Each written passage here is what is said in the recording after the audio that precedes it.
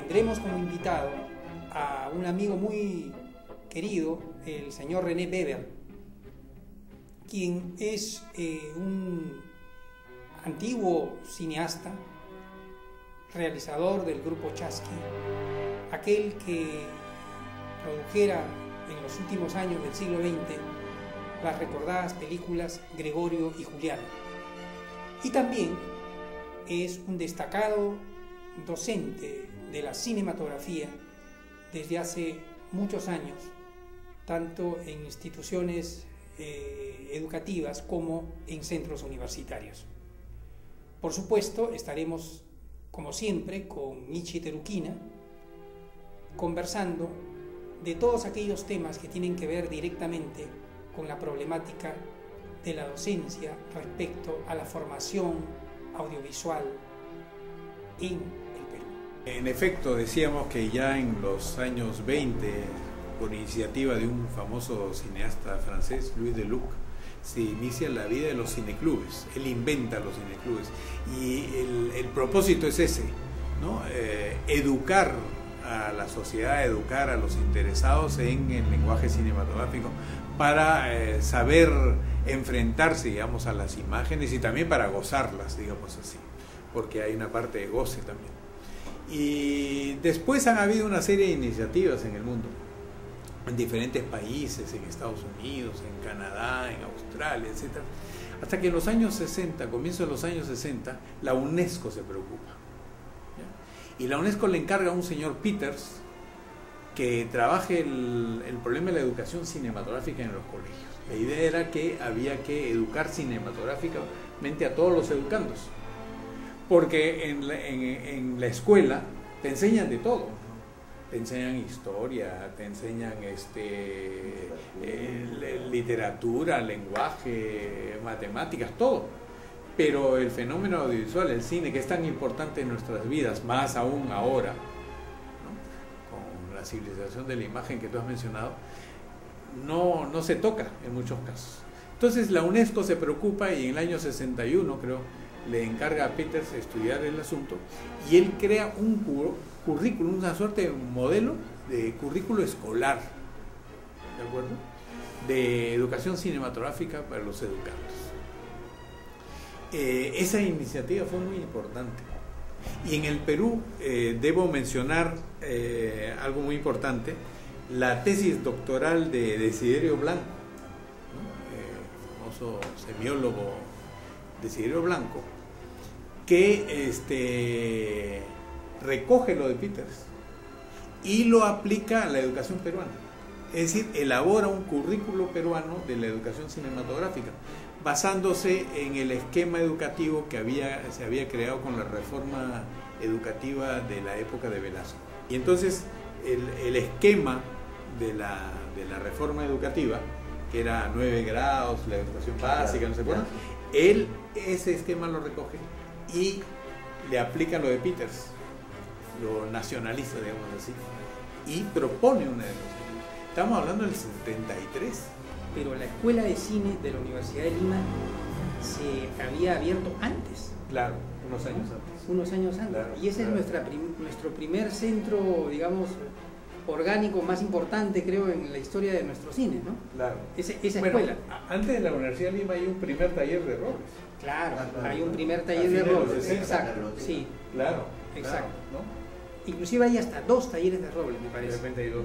Hay 2, y anteriormente, por lo que he investigado, está el Centro de Formación Católica, ¿no?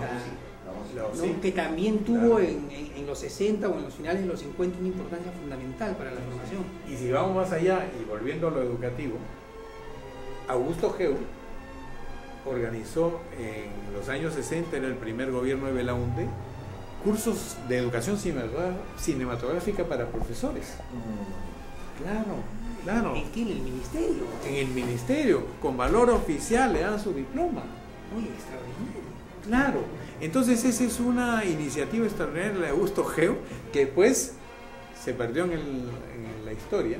Esto no está publicado, lo de Desiderio Blanco. No, bueno, está publicado en la Universidad de San Marcos. Ah, es yo una tesis. trabajaba en San Marcos, entonces ahí me enteré. Un paquete así. Ah, ¿Publicada dónde, no? En la Universidad de San Marcos. Es una tesis doctoral en San Marcos. Pero está guardada en el, digamos, en la biblioteca de tesis. En la biblioteca de tesis. Claro, o sea, no está publicado. No, ese es un esfuerzo que debería conocerse, claro. porque es parte de la historia de la formación cinematográfica peruana. Claro, entonces ya tenemos lo de Geu, lo de Desiderio Blanco, que son dos esfuerzos interesantes, pero que han caído en el olvido, ¿no? Ese es lo lamentable en nuestra historia, que no se recogen las buenas iniciativas y después prosperan, ¿no? Y entonces, mientras Desiderio Blanco se rompe el coco, elabora esta propuesta en su tesis doctoral, en otros países se avanza. Claro, y nosotros seguimos quedando. Claro, es como el cangrejo, ¿no? Para atrás, siempre el Perú. En otros países, en Europa sobre todo, se avanza muchísimo, ¿no? En Francia, en el propio Estados Unidos. En los propios Estados Unidos, en Canadá, son muy avanzados, etcétera. Ahora, perdona que Sí. te interrumpa, pero yo recuerdo, Pablo Guevara ha sido profesor de la escuela, ¿no? Y él nos contaba que casualmente uno de sus sueños al irse a Europa era estudiar cine. Y cuando llegó a España, ¿no? Efectivamente encontró una escuela, creo que era una escuela estatal, pero que en esos años, finales de los 50, comienzo de los 60, era un desastre. O sea, la educación cinematográfica en Europa, claro, se hacía el esfuerzo, pero tampoco era una cosa extraordinaria. Bueno, al menos en la época franquista, ¿no? En ese momento de la vida española, que era un poco complejo. Pero tampoco era tan fácil estudiar, ¿no? No, yo creo que no, para nada es fácil. Pero sí la ha incursionado la educación cinematográfica en muchos países, ¿no? Ya es una realidad. Con dificultades, es cierto, como tú lo dices, pero en Francia han avanzado mucho, en Alemania también, en Suiza, en Suecia y en otros países, ¿no? En América Latina también se han hecho esfuerzos. Los cubanos, cuando llega la Revolución Cubana, hace un gran esfuerzo en ese sentido de educación cinematográfica. Una de las primeras medidas del régimen, a los pocos meses de haberse establecido la revolución, en el 59, ¿no? Sí, se crea el ICAIC, ¿no? Y el ICAIC va a dedicarle parte de su tiempo y su esfuerzo a la educación cinematográfica. Se hacen 2 programas televisivos, ¿ya? Uno que se llama Historia del Cine y otro 24 imágenes por segundo, que eran para difusión masiva, ¿no? También crean CINET, no sé qué quiere decir exactamente, es una institución ligada al Ministerio de Educación, donde se hacían videos, películas en esa época, 16 milímetros, que se difundían en las escuelas. Luego se hicieron videos, yo uso uno de ellos en mis cursos del Chaplin. Es todo medio a la antigua, pero me sirve, ¿no? Porque después no se ha hecho nada, ¿no? Y eso se pasaba en los colegios, ¿no? Entonces los cubanos fueron los que más avanzaron. Ha habido esfuerzos en Argentina, ha habido esfuerzos en Brasil, ha habido esfuerzos en Costa Rica, muy interesantes, etcétera, con dificultades, como tú dices, no es fácil. Pero uno de los países más quedados es el Perú, con Colombia también. Sí. Entonces, a mí esto me ha preocupado siempre mucho. Además, yo he trabajado en la Facultad de Educación de San Marcos, he tenido vinculación con el Ministerio, entonces por ahí viene la unión de la educación con el cine. Y he hecho algunos esfuerzos, he escrito artículos, he hecho propuestas.